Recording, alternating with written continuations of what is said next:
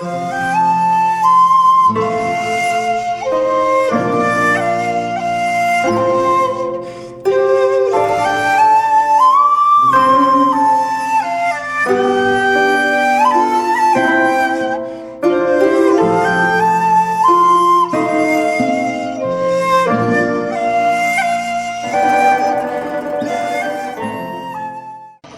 ఊళ్ళో గోవిందరావు అనే నిరుపేద ఉండేవాడు.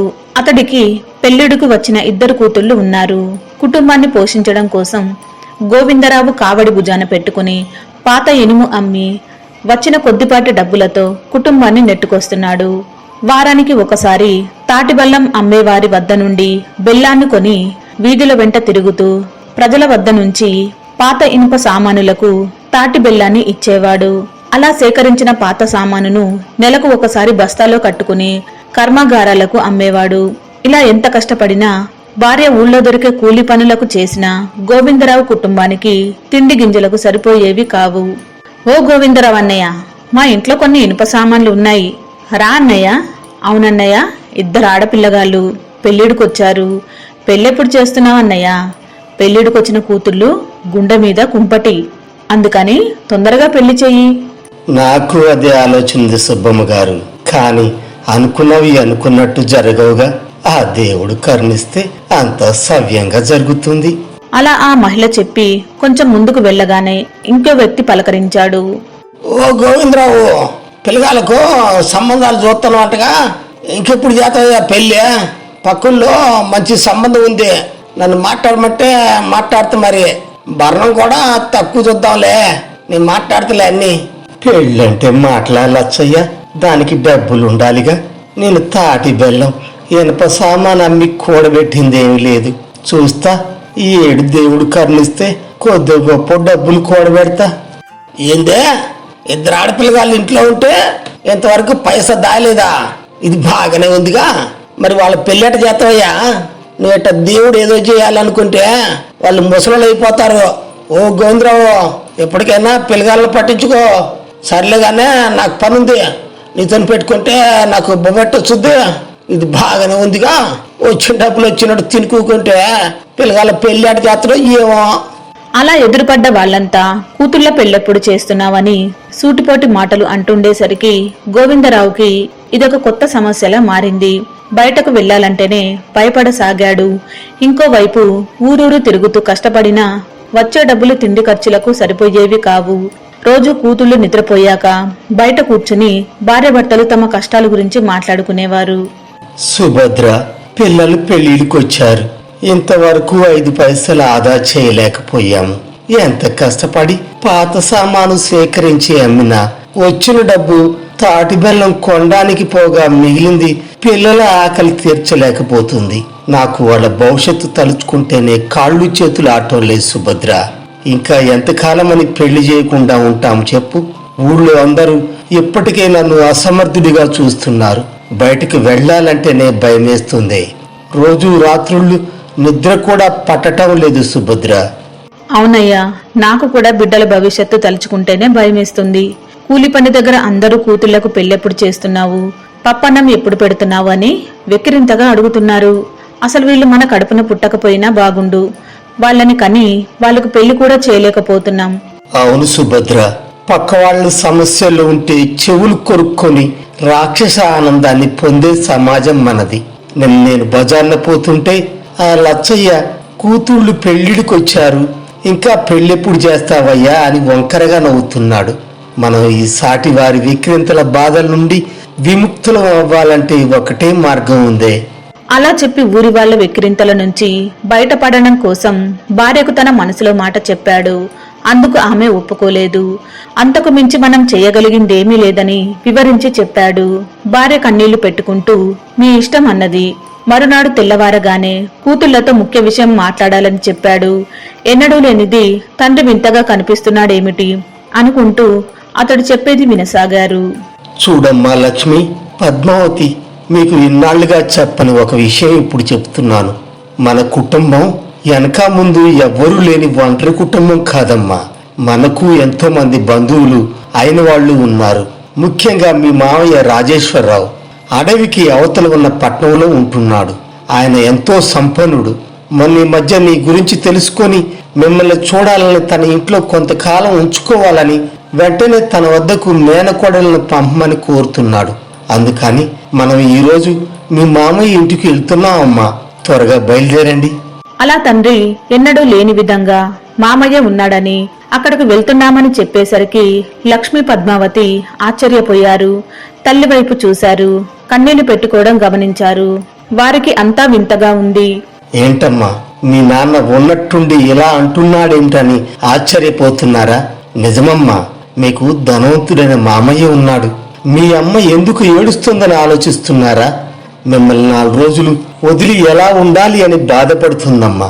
సుభద్ర, అమ్మాయిలు ఎక్కడికి పోతున్నారనుకున్నావు? మీ తమ్ముడి ఇంటికే కదా. 4 రోజులు సరదాగా గడిపి తిరిగి వస్తారులే. కళ్ళు తుడుచుకో, వాళ్ళ బట్టలు త్వరగా సర్దు. అమ్మా, త్వరగా బయలుదేరదాం పదండమ్మా. అలా అంతా అయోమయంగా ఉన్నా కన్న తండ్రి చెబుతున్నాడని పట్నం చూసినట్టు ఉంటుందని బట్టలు సర్దుకుని తండ్రితో పాటు ఇల్లు విడిచారు. కూతుళ్లు కనుచూపు ఉన్నంత వరకు అటే చూస్తూ తల్లి ఏడవసాగింది. అలా కూతుళ్లని తీసుకుని గోవిందరావు అడవికి తీసుకువెళ్లాడు. చాలా దూరం నడిచాడు. కొంతసేపటికి అడవి వచ్చింది. అప్పటికే చీకటి పడింది. అమ్మా లక్ష్మి, పద్మావతి, నడుస్తుండగానే చీకటి పడింది. ఈ రాత్రి మనం ఈ అడవిలో ప్రయాణం చేయడం అంత శ్రేయస్కరం కాదు. క్రూరముగాల బారిన పడే ప్రమాదం ఉంది.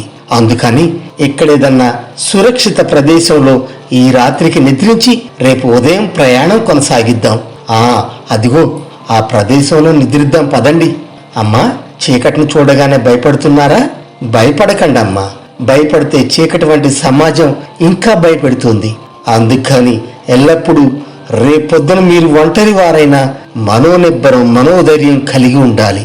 తండ్రి అలా తాము ఒంటరి వాళ్ళైనట్లు మాట్లాడడం చూసి అక్కా చెల్లెలు కలత చెందారు. తల్లి కన్నీళ్లు. పొద్దుటి నుంచి తండ్రి ఏదో దిగులు మనసులో దాస్తున్నట్టుగా అనిపించింది. నాన్న, నువ్వు మా పక్కన ఉన్నంత వరకు ఏ అడవి ఉన్నా మాకెటువంటి భయం లేదు. నీలాంటి తండ్రి లభించడం మా పూర్వజన్మ సుకృతం. అలా కూతుళ్లు చెప్పే మాటలు విని తండ్రి గోవిందరావు మనసు తల్లడిల్లిపోయింది. తర్వాత కూతుళ్లను నిద్రపొమ్మని చెప్పి తాను మాత్రం నిద్ర నటిస్తూ పడుకున్నాడు. సరిగ్గా అర్ధరాత్రి సమయంలో కూతుళ్లు గాఢ నిద్రలో ఉన్నారని భావించి చప్పుడు కాకుండా లేచి పక్కనే ఉన్న రాయి మీద తాను వెంట తెచ్చుకున్న కుంకుమ కలిపిన నీళ్లు చల్లి అక్కడి నుంచి తిన్నగా తన ఊరు తిరిగి వెళ్లిపోయాడు. తెల్లవారుతుండగా మెలకువ వచ్చి అక్కా చెల్లెలు ఎదురుగా ఉన్న రాతి మీద ఉన్న రక్తం చూసి హడలిపోయారు. తండ్రిని క్రూర జంతువుల బారిన పడ్డారని ఒక్కసారిగా హడలిపోయారు. తండ్రిని తలుచుకుంటూ బోరున విలిపించారు. వారికి ఎటుపోవాలో తెలియక ఏడుస్తూ నడవసాగారు. అలా ఎంతో దూరం అడవిలో నడిచి అవతలికి చేరుకున్నారు. దూరంలో ఒక గ్రామం కనిపించగానే అక్కడికి చేరుకున్నారు. నడిచి నడిచి కాలు నెప్పెడుతుండటంతో ఒక ఇంటి ముందు బయట కూర్చున్నారు. ఇంతలో ఒక వ్యక్తి బయటకు వచ్చాడు. ఎవరమ్మా మీరు? ఇక్కడ కూర్చున్నారేమిటి? సాక్షాత్తు లక్ష్మీదేవి కళతో ఉన్నారు, కానీ ఏదో కష్టంలో ఉన్నట్టు కనబడుతున్నారు. చెప్పండి అమ్మా, మరేం భయం లేదు. నాకు తోచిన సహాయం నేను చేస్తాను. అతడు అంత ఆప్యాయంగా మాట్లాడేసరికి అక్కా చెల్లెలు తమ గురించి, అడవిలో తండ్రిని జంతువులు చంపేశాయని, ఎటు దిక్కు తోచక తిరుగుతూ ఈ ఊరు వచ్చామని జరిగిందంతా వివరించారు. అయ్యో, అలాగా? మీకు ఎంత కష్టం వచ్చింది తల్లి. మీ కష్టం తీర్చడం ఎవరి వల్ల కాదు. సరే, కొంచెం మనసు తిమిత పడే వరకు ఇక్కడే ఉండొచ్చు. ఏమేం ఇలారా? ఎవరొచ్చారో చూడు. లక్ష్మీదేవి మన ఇంటికి వచ్చిందే. అమ్మా, మాకు ఆస్తి అంతస్తు ఉన్నా కానీ పిల్లలకు నోచుకోలేదు. ఈ రోజు నుంచి మీరు మా బిడ్డలు. ఏమేం బిడ్డలను లోపలికి తీసుకువెళ్ళి ముందు కడుపు నిండా భోజనం పెట్టు. రండమ్మా రండి, ఇది మీలే అనుకోండి. ఈ రోజు నుంచి మీరు నా బిడ్డలు. ఊరి వాళ్ళంతా నన్ను గొడ్రాలని హేళన చేస్తున్నారు తల్లి.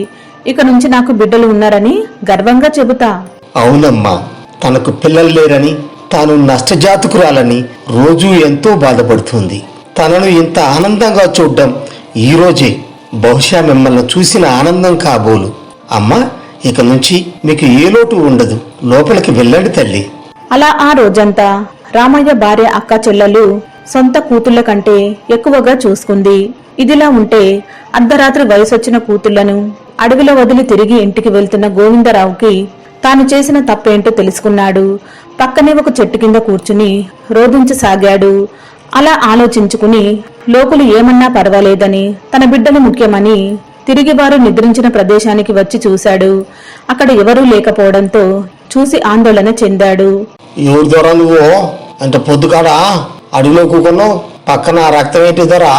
అడవిలో అసలే చెత్తపులు తిరుగుతుందా? దానికి కంటపడక ముందే ఇక్కడి నుంచి వెళ్ళిపో. ఆయన ఎందుకు ఆడుతున్నావు ధరా? ఏమైనా కట్ట వచ్చిందా?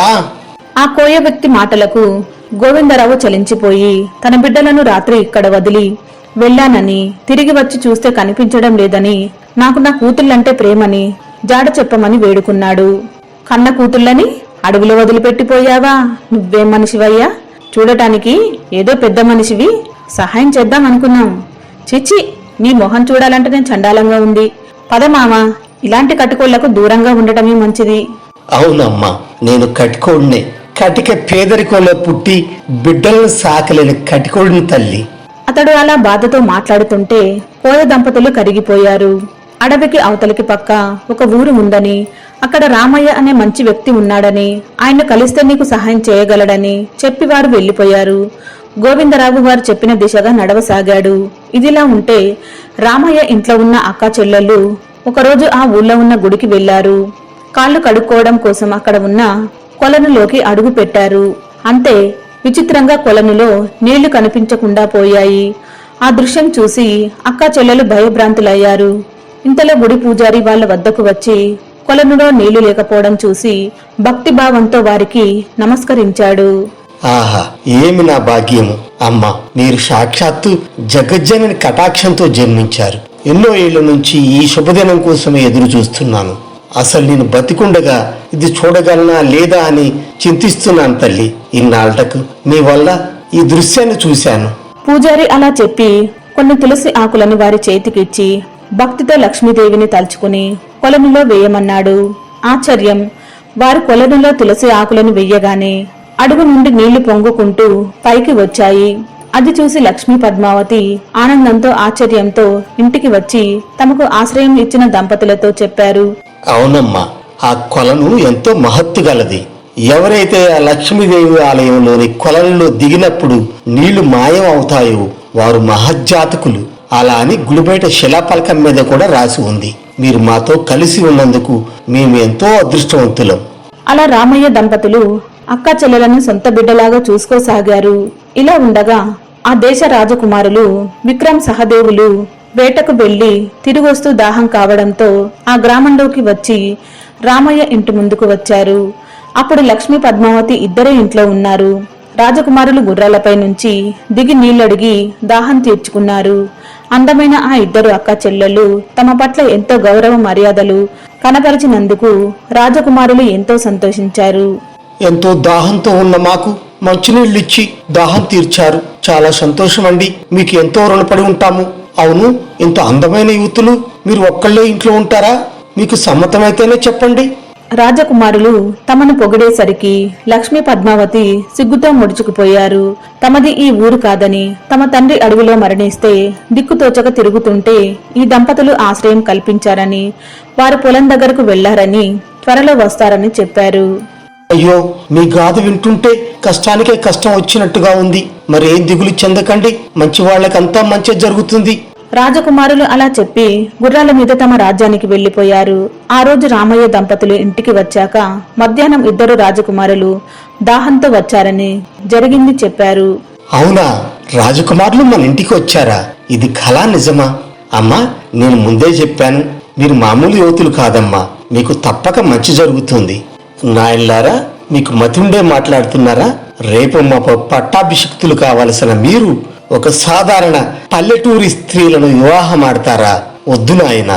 వాయుసేన మహారాజు తన కుమార్తెలను మీకివ్వాలని చూస్తున్నాడు. ఈ వివాహం జరిగితే ఆ రాజ్యం కూడా మన వశమవుతుంది. ఆ ఊరి స్త్రీలను మర్చిపోండి నాయనా. లేదు తండ్రి, రాజు తర్వాత రాజు కొడుకు రాజు కావడం మాకు నచ్చలేదు. ఇక నుంచి ఈ పద్ధతికి అడ్డుకట్ట వేద్దాం.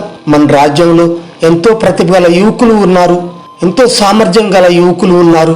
వారిలో ఎవరికో ఒకరికి రాజ్యాన్ని అప్పగించండి. అది మీకు సంతోషాన్ని, సంతృప్తిని ఇస్తుంది. మేం పేదమ్మాయిల్ని పెళ్లి చేసుకొని ప్రజల మధ్యనే బతకాలనుకుంటున్నాం. కొడుకు మాటలు విన్న మహారాజు ఆశ్చర్యపోయాడు. తరతరాలుగా తండ్రి తర్వాత తండ్రి ఆస్తికి కొడుకు వారసుడవుతున్నాడు. ప్రతి తండ్రి కూడా అలాగే కోరుకుంటాడు. మరి తన బిడ్డలు ఇలా మాట్లాడుతున్నారేమిటి అని ఆలోచించాడు. ఎందుకో వారు చెప్పింది కూడా న్యాయంగా అనిపించింది. నాయనలారా, మీ ఆలోచనలకు సంతోషించాలు, నా కుమారులు నా వారసత్వాన్ని స్వీకరించినందుకు బాధపడాలో అర్థం కావడం లేదు. సరే నాయనలారా, మీ ఇష్టం, మీకు నచ్చినట్టు ఆనందంగా బతకండి. జీవితంలో ఏమైనా కష్టం వస్తే మాత్రం ఈ తండ్రి ఉన్నాడని మర్చిపోకండి. అలా తండ్రి తమ అభిమతాన్ని ఒప్పుకున్నందుకు రాకుమారులు సంతోషించి తల్లిదండ్రుల వద్ద సెలవు తీసుకుని లక్ష్మీ పద్మావతిని పెళ్లి చేసుకోవడం కోసం బయలుదేరాడు. అదే సమయంలో గోవిందరావు రామయ్య ఇంటికి వచ్చాడు. తండ్రిని చూడగానే కూతులు ఎంతో సంతోషించి, ఇంతకాలం ఏమైపోయావు నాన్న, అమ్మ ఏం చేస్తుంది, మాకు చాలా భయంగా ఉంది అంటూ కన్నీళ్లు పెట్టారు. నేను బాగానే ఉన్నానమ్మా. నా కథ చెప్పుకోలేని తల్లి. పేదరికం నన్ను మీకు దూరం చేసింది. ఇక ముందు అలా జరగదు, జరగనివ్వని తల్లి. అలా గోవిందరావు కూతుళ్ల ప్రశ్నలకు సమాధానం చెప్పలేక ఎంతో బాధపడ్డాడు. ఆ రోజు రాత్రి కూతుళ్లు పడుకున్న తర్వాత రామయ్య దంపతులకు తాను చేసినది వివరించి కూతుళ్లకు చెబితే అసహ్యించుకుంటారని, గుండెలో బాధ తట్టుకోలేకపోతున్నానని చెప్పాడు. అంతా విన్న రామయ్యకు తండ్రి చేసిన పని తప్పో ఒప్పో అర్థం కాలేదు. ఆ మర్నాడు రాజకుమారులిద్దరు వచ్చి, లక్ష్మీ పద్మావతి అంటే మాకు ఇష్టం, పెళ్ళంటూ చేసుకుంటే వాళ్ళనే చేసుకుని ఇక్కడే కష్టపడి బతుకుతామని చెప్పారు. గోవిందరావు వెంటనే భార్యకు కబురంపి రామయ్య ఇంట్లోనే పెళ్లి జరిపించారు. ఆ తర్వాత రాజకుమారులు రామయ్య దగ్గర వ్యవసాయం చేసుకుని హాయిగా జీవించారు. అయితే లక్ష్మికి పద్మావతిని ఎప్పుడూ ఒక సందేహం పీడిస్తుండేది. అడవిలో మరణించిన తండ్రి ఎలా తిరిగొచ్చాడు అనేది ఇప్పటికీ అర్థం కాలేదు.